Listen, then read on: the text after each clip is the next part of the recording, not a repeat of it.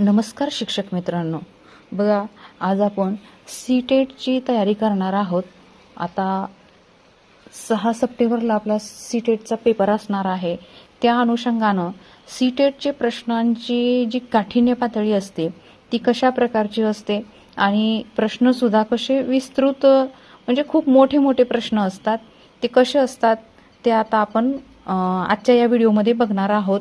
तर बघा आज आपण इयत्ता नववीचा इतिहास, भूगोल आणि नागरिकशास्त्र या विषयांवर आधारित 50 प्रश्न घेऊन आलेले आहोत आणि हे प्रश्न अतिशय महत्त्वाचे असणार आहेत आणि यापूर्वीच्या पेपरला हे प्रश्न आलेले असणार आहेत. चला वेळ न घालवता बघूया प्रश्न पहिला. बघा प्रश्न पहिला आहे, इतिहास लेखनात वस्तुनिष्ठता टिकविण्यासाठी इतिहासकाराने कोणत्या गोष्टीला सर्वाधिक महत्त्व द्यावे? बघा प्रश्न पुन्हा एकदा ऐका. इतिहास लेखनात वस्तुनिष्ठता टिकविण्यासाठी इतिहासकाराने कोणत्या गोष्टीला सर्वाधिक महत्त्व द्यावे? बघा मी आता सगळे पर्याय वाचत नाही, तर आपल्याला फक्त करेक्ट पर्यायच आपल्याला वाचायचा आहे. तर याचं योग्य उत्तर आहे पर्याय क्रमांक ब, म्हणजे प्राथमिक ऐतिहासिक साधनांचे चिकित्सक विश्लेषण. म्हणजे ह्या गोष्टीला आपण जास्त महत्त्व द्यायला पाहिजे, प्राथमिक ऐतिहासिक साधनांचे चिकित्सक विश्लेषण. चला नेक्स्ट प्रश्न दुसरा बघूया.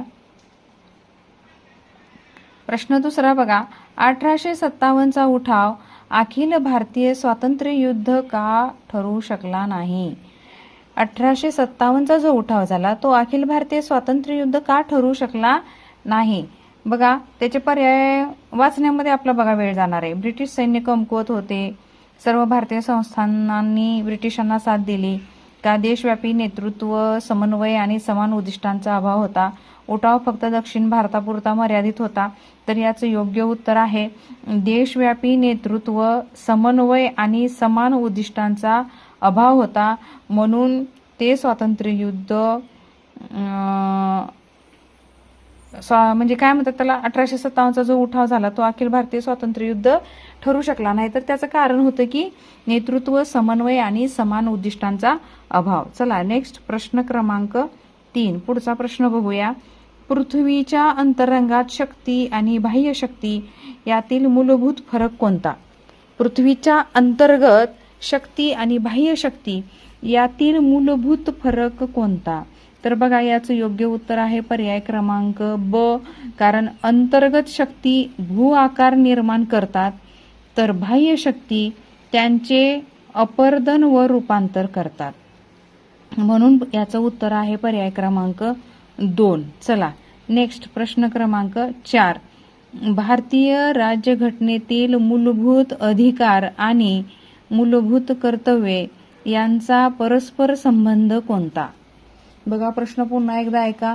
भारतीय राज्यघटनेतील मूलभूत अधिकार आणि मूलभूत कर्तव्ये यांचा परस्पर संबंध कोणता? तर याचं योग्य उत्तर आहे बघा पर्याय क्रमांक ब, अधिकारांचा योग्य उपभोग घेण्यासाठी कर्तव्यांचे पालन आवश्यक असते. नेक्स्ट प्रश्न क्रमांक 5.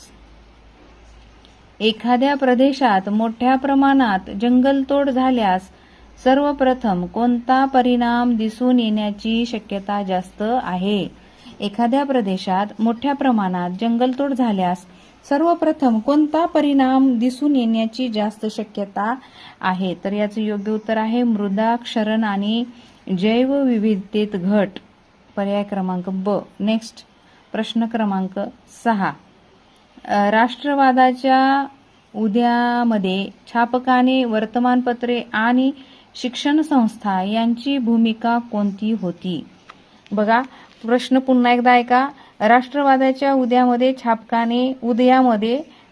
छापखाने, वर्तमानपत्रे आणि शिक्षण संस्था यांची भूमिका कोणती होती? तर याचं योग्य उत्तर आहे त्यांनी लोकांमध्ये विचारांची देवाणघेवाण व राजकीय जागृती घडवून आणली.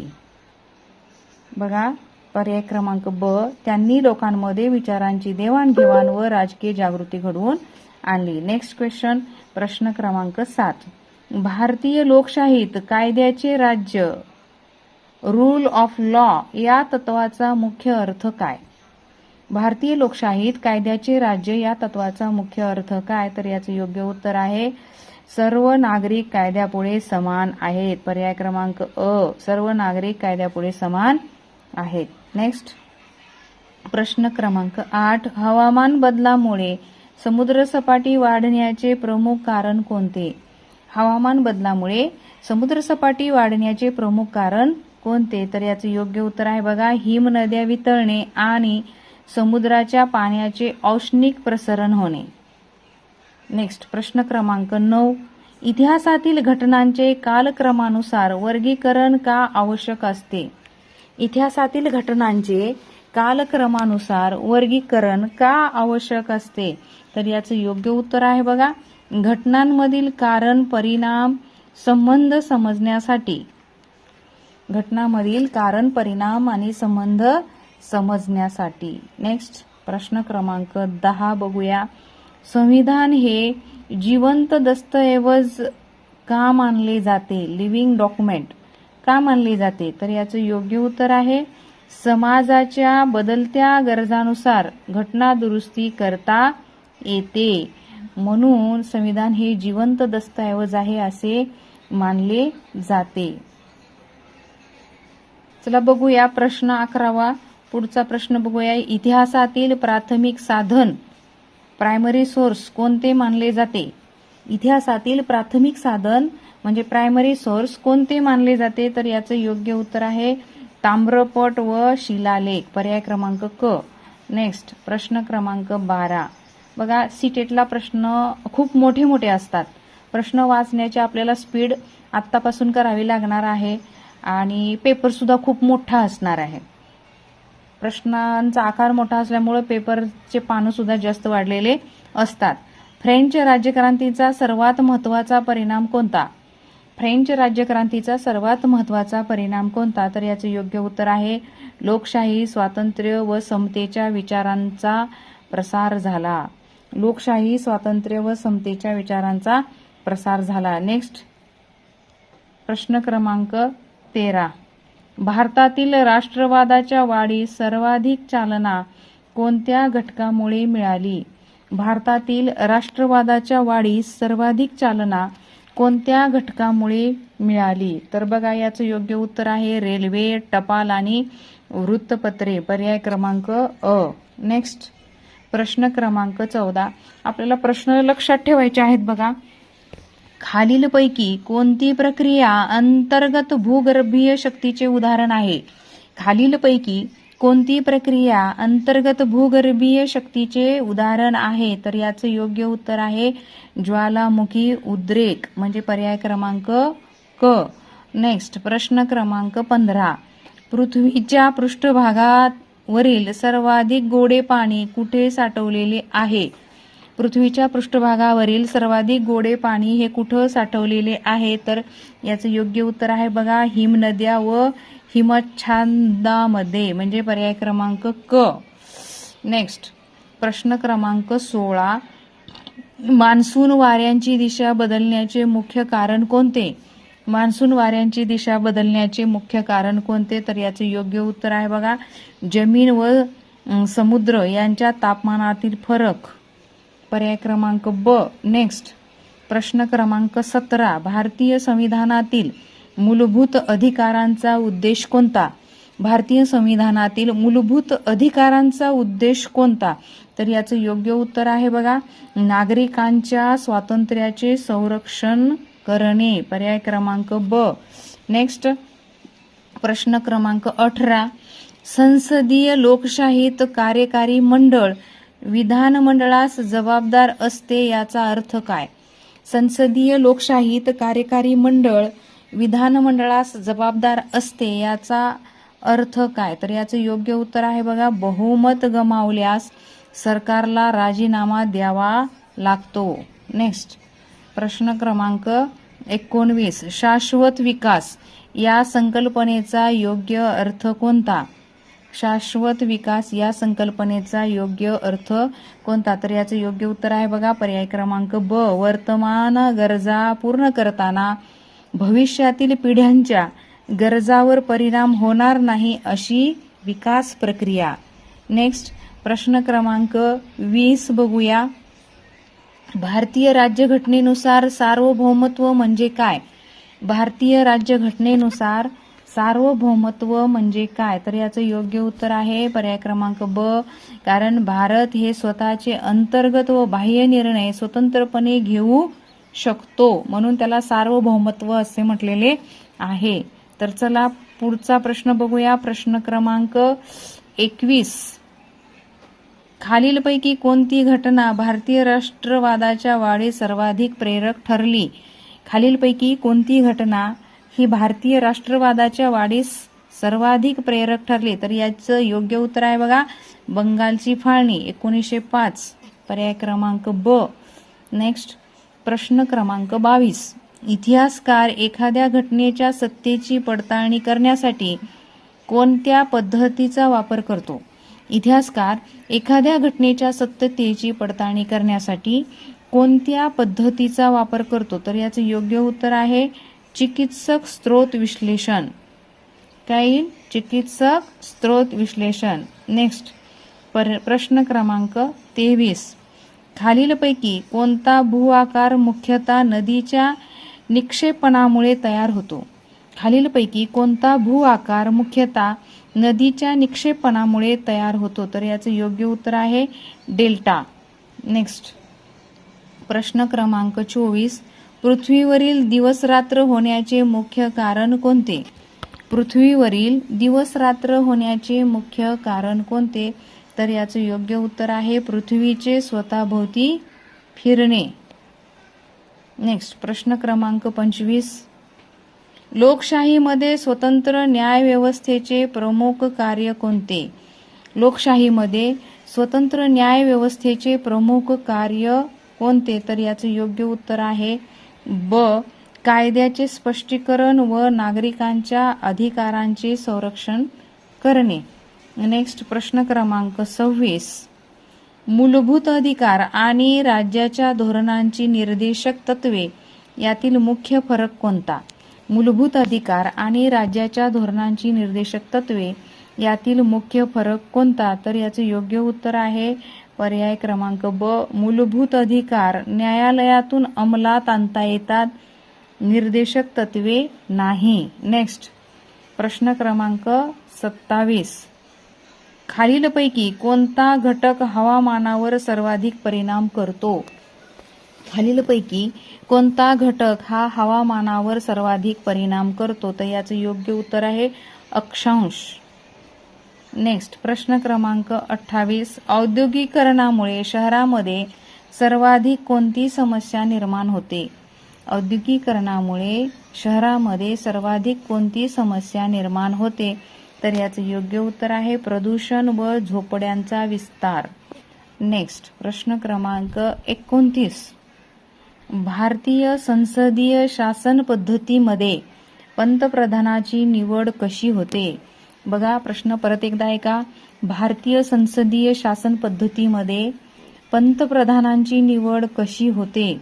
तर बघा थेट जनतेकडून होते का राष्ट्रपती नियुक्त करतात, परंतु लोकसभेत बहुमताचा पाठिंबा आवश्यक असतो, का क सर्वोच्च न्यायालय निवडते, का ड राज्यपाल निवडतात? तर याचं योग्य उत्तर आहे राष्ट्रपती नियुक्त करतात, परंतु लोकसभेत बहुमताचा पाठिंबा आवश्यक असतो, पर्याय क्रमांक ब. नेक्स्ट क्वेश्चन प्रश्न क्रमांक 30. पर्यावरण संरक्षणासाठी खालीलपैकी सर्वात प्रभावी उपाय कोणता?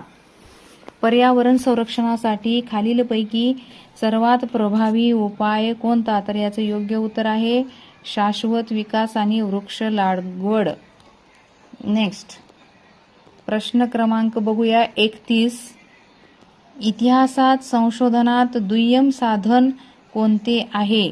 इतिहास संशोधनात दुय्यम साधन कोणते आहे? तर याचं योग्य उत्तर आहे इतिहासकाराने लिहिलेले संशोधन पुस्तक. नेक्स्ट प्रश्न क्रमांक 32. भारतीय स्वातंत्र्य लढ्यात स्वराज्य हा माझा जन्मसिद्ध हक्क आहे हा नारा कोणी दिला? भारतीय स्वातंत्र्य लढ्यात स्वराज्य हा माझा जन्मसिद्ध हक्क आहे हा नारा कोणी दिला? तर याचं योग्य उत्तर आहे लोकमान्य बाळ गंगाधर टिळक. नेक्स्ट प्रश्न क्रमांक 33. पृथ्वीवरील ऋतू बदलण्याचे मुख्य कारण कोणते? पृथ्वीवरील ऋतू बदलण्याचे मुख्य कारण कोणते? तर याचं योग्य उत्तर आहे बघा, पृथ्वीचा अक्ष हा 23.5 अंशाने झुकलेला असून सूर्याभोवती परिभ्रमण करतो, म्हणून आपल्या इथे ऋतू बदलत असतात. नेक्स्ट प्रश्न क्रमांक 34 बघूया. नदीच्या उगमाजवळ मुख्यतः कोणती प्रक्रिया घडते? नदीच्या उगमाजवळ मुख्यतः कोणती प्रक्रिया घडते? तर याचं योग्य उत्तर आहे अपरदन. नेक्स्ट प्रश्न क्रमांक 35. भारतीय संविधानातील धर्मनिरपेक्ष या शब्दाचा अर्थ काय? भारतीय संविधानातील धर्मनिरपेक्ष या शब्दाचा अर्थ काय? तर बघा याचं योग्य उत्तर आहे सर्व धर्मांना समान वागणूक दिली जाते. नेक्स्ट प्रश्न क्रमांक 36. लोकशाहीमध्ये विरोधी पक्षाचे सर्वात महत्त्वाचे कार्य कोणते? लोकशाहीमध्ये विरोधी पक्षाचे सर्वात महत्त्वाचे कार्य कोणते? तर याचं योग्य उत्तर आहे सरकारच्या कामावर विधायक नियंत्रण ठेवणे. नेक्स्ट प्रश्न क्रमांक 37. खालीलपैकी कोणता नूतनीकरणक्षम ऊर्जा स्रोत आहे? खालीलपैकी कोणता नूतनीकरणक्षम ऊर्जा स्रोत आहे? तर याचं योग्य उत्तर आहे सौर ऊर्जा. नेक्स्ट प्रश्न क्रमांक 38. लोकसंख्येच्या अतिवाढीचा सर्वाधिक परिणाम कोणावर होतो? लोकसंख्येच्या अतिवाढीचा सर्वाधिक परिणाम कोणावर होतो? तर याचं योग्य उत्तर आहे नैसर्गिक संसाधनावर. नेक्स्ट प्रश्न क्रमांक 39. भारतात सार्वत्रिक प्रौढ मताधिकारांचा अर्थ काय? भारतात सार्वत्रिक प्रौढ मताधिकारांचा अर्थ काय? तर याचं योग्य उत्तर आहे 18 वर्ष पूर्ण केलेल्या पात्र नागरिकाला मतदानाचा अधिकार आहे. नेक्स्ट प्रश्न क्रमांक 40 बघूया. भारतीय राज्यघटना लिखित स्वरूपात असण्याचा प्रमुख फायदा कोणता? भारतीय राज्यघटना लिखित स्वरूपात असण्याचा प्रमुख फायदा कोणता? तर याचं योग्य उत्तर आहे नागरिकांचे अधिकार स्पष्टपणे नमूद केलेले असतात. आता प्रश्न पाहूया 41.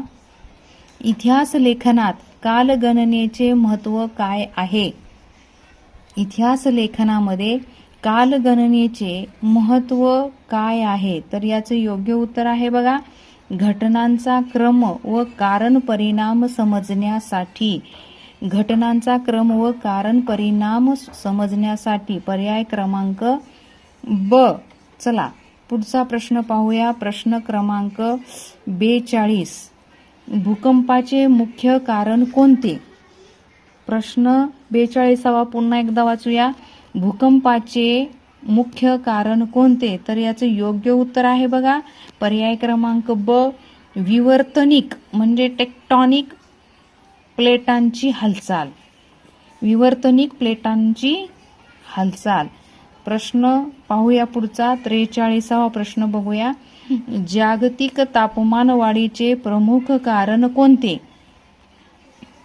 जागतिक तापमान वाढीचे प्रमुख कारण कोणते? तर याचं योग्य उत्तर आहे पर्याय क्रमांक अ हरितगृह वायूंचे वाढते प्रमाण.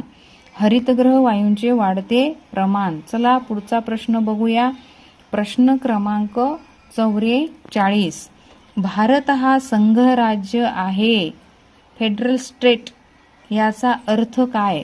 भारत हा संघ राज्य आहे याचा अर्थ काय? तर याचं योग्य उत्तर आहे पर्याय क्रमांक ब केंद्र व राज्य सरकारमध्ये अधिकारांचे घटनात्मक विभाजन केलेले असते.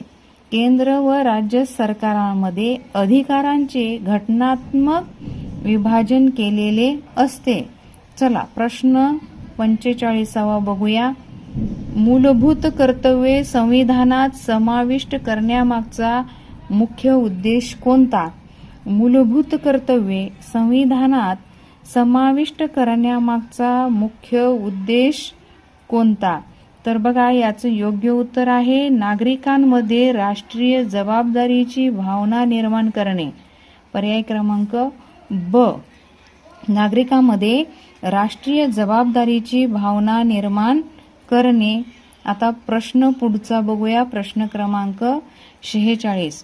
भारतातील मान्सून पावसाचे वितरण असमान असण्याचे प्रमुख कारण कोणते? भारतातील मान्सून पावसाचे वितरण असमान असण्याचे प्रमुख कारण कोणते?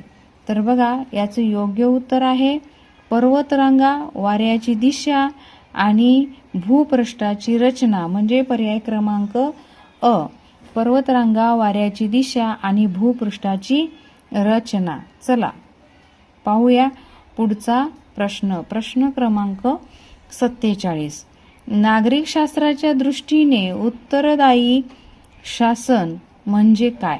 नागरिक शास्त्राच्या दृष्टीने उत्तरदायी शासन म्हणजे काय? तर बघा, याचं योग्य उत्तर आहे सरकार जनतेपुढे व विधानमंडळापुढे जबाबदार असते.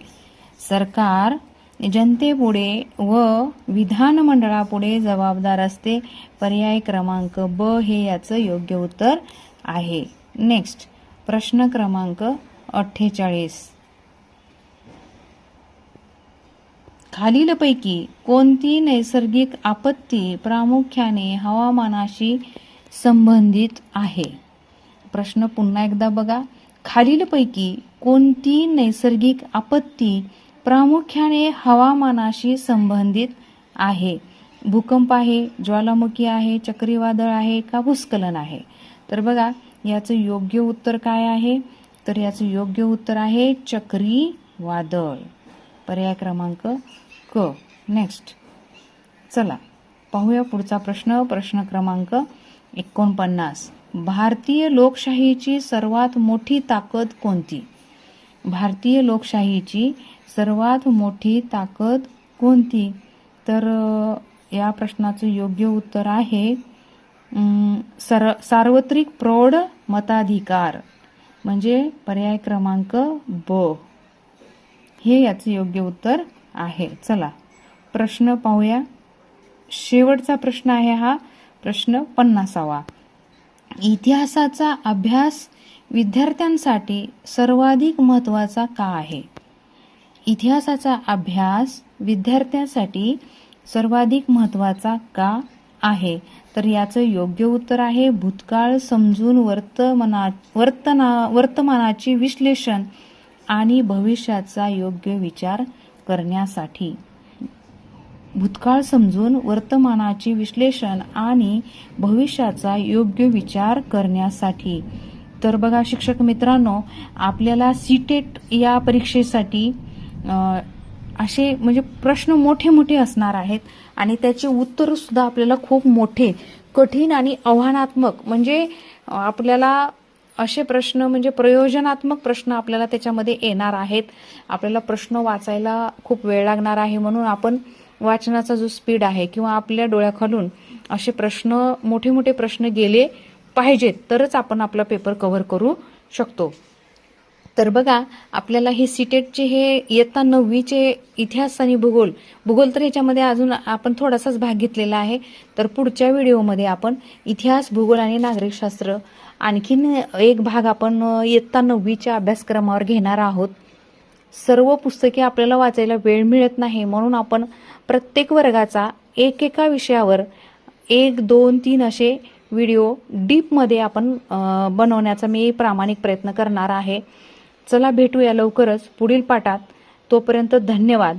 आपल्या सर्वांना एकच रिक्वेस्ट आहे, आपण जर माझ्या चॅनलवर नवीन असाल तर माझ्या यूट्यूब चॅनलला सबस्क्राईब करायला विसरू नका आणि आपल्या प्रिय मित्रजनांना, मैत्रिणींना पाठवायला सुद्धा विसरू नका. भेटूया लवकरच पुढील पाठात. तोपर्यंत धन्यवाद.